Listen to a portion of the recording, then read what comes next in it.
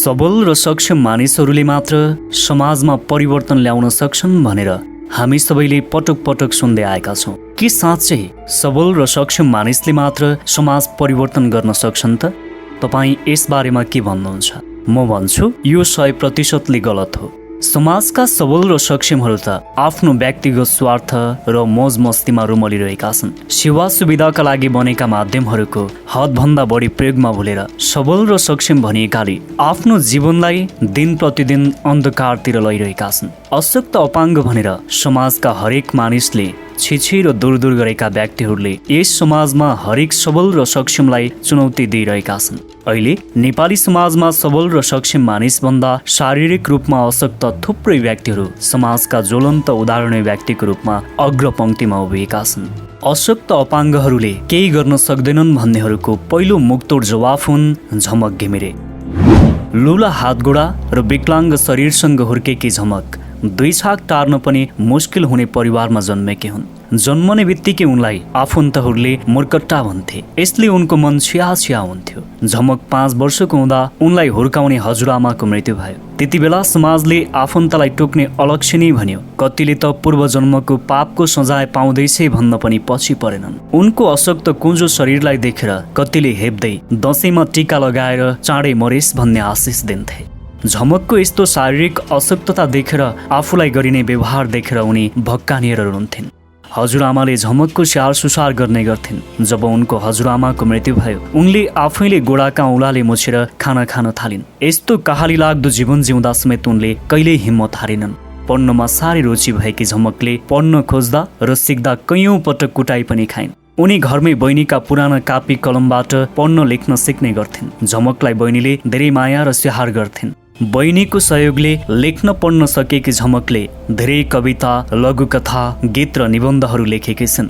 उनले आफ्ना सङ्घर्षका दिन र आफूले बाँचेको जीवनलाई उनको आत्मकथा जीवन काँडाकी फुलमा जस्ताको तस्ते उतारेकी छिन्। उनको आत्मकथा जीवन काँडाकी फुलले 2067 सालमा मदन पुरस्कार प्राप्त गरेको थियो। झमक नेपाली साहित्यकी प्रतिभाशाली लेखक हुन्। उनले आफ्नो लेखनको माध्यमबाट यो अशक्त अपाङ्गले केही गर्न सक्दैनन् भन्ने समाजको सोचलाई परिवर्तन गरेकी छन्।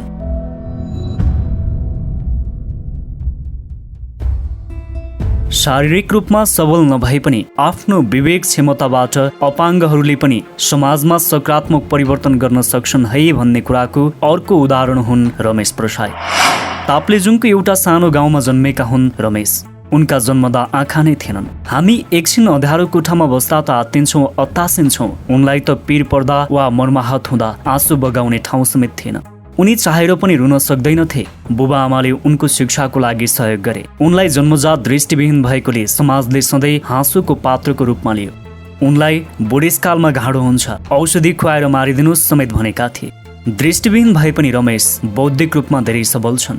कहिले राजनैतिक विषयलाई छोएर त कहिले गायनको माध्यमबाट समाजमा भएका कमी कमजोरीलाई दर्शाएर समाज परिवर्तनमा उल्लेखनीय भूमिका खेलेका छन्। पब्लिक स्पिकर सिजन 2 का विजेता बनेका रमेशले आफूले पाएको रकम आफू जस्तै अशक्त अपाङ्ग भनी हेपिएका व्यक्तिमा बाँडिदिएका थिए। राजनैतिक दल र उच्च ओहदाका व्यक्तिले अपाङ्गको लागि केही नियम कानुन मात्र बनाइदियो, तर अपाङ्ग प्रति गरिने व्यवहार र समाजले उनीहरूलाई हेर्ने नजर परिवर्तन गर्न सकेन। तर रमेश प्रसाई एक्लैले अशक्त अपाङ्गले पनि मौका पाए भने आफ्नो र समाजको लागि जे पनि गर्न सक्छन् भनेर समाजको दृष्टिकोण बदलिदिएका छन्।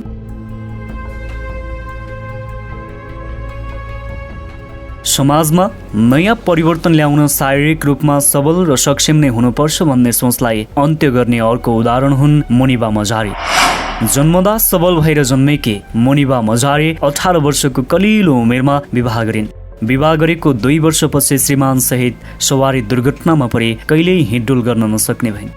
दुर्घटनापछि उनले 2 वर्ष बिस्तारामा बिताइन्। सुखमा सबै साथ हुन्छन् तर दुःखमा सबै टाढा भाग्छन् भन्ने भनाइ उनको जीवनमा दुरुस्तै मेल खान्छ। किनकि सँगै दुर्घटनामा परेका श्रीमानले उनलाई उनको अवस्था देखेर छोडपत्र दिएका थिए। दुर्घटनामा परि सन्तान जन्माउने क्षमता समेत गुमाएकी उनलाई सबैले दयाको नजरले हेर्ने गर्थे। उनले आफूलाई दयाको नजरले नहेरियोस् भन्ने चाहन्थिन्।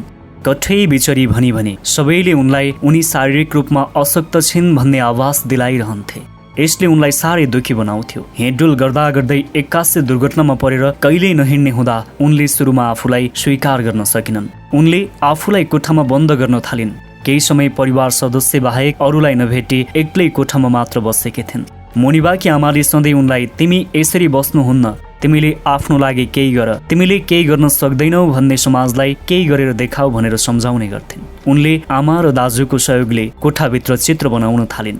बिस्तारै उनले आफूलाई स्वीकार्दै गइन्। अहिले उनी मोडल, टिभी होस्ट र मोटिभेसनल स्पिकर हुन्। उनी पाकिस्तानकी आइरन लेडीको रूपमा पनि चिनिन्छन्। शारीरिक रूपमा अशक्त भए पनि अहिले उनी विश्वकै प्रेरणाकी स्रोत बनेकी छन्।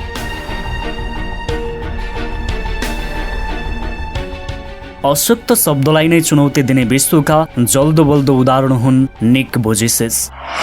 जन्मदा हातखुट्टा बिना जन्मिएका निकलाई धेरै पटक हाँसोमा उडाइयो। हातखुट्टा नभएको कारण स्कुल पढ्दा उनका कोही साथी भएनन्। सबैले उनलाई मजाकको पात्र मात्रै बनाए। यही कारणले गर्दा उनले 10 वर्षको सानो उमेरमा आत्महत्या गर्ने कोसिस गरे। आमा र भाइ बहिनीले उनलाई आत्महत्या गर्न दिएनन्। उनीहरूले निकलाई तिमी बाँच्नुपर्छ, समाजको लागि केही गर्नुपर्छ भनेर उनलाई मर्न दिएनन्। उनीहरूको माया र सहयोगमा उनले 17 वर्षको सानै उमेरमा लाइफ विथआउट लिभ्स संस्थाको स्थापना गरे। सबल र सक्षमले नगरेको काम उनले एक्लैले गरेर देखाइदिए। उनी अहिले स्विमर, पेन्टर साथै मोटिभेसनल स्पिकर हुन्। उनी विश्वको टप 10 मोटिभेसनल स्पिकरमा पर्दछन्। उनले विश्वका 40 भन्दा धेरै देशमा मोटिभेसनल स्पिच दिएका छन्। सबलहरूको नजरमा जीवन जिउन कुनै कारण नभएका भनिएका उनले अहिले विश्वका सबल भनेका व्यक्तिलाई जीवन जिउन सिकाइरहेका छन्।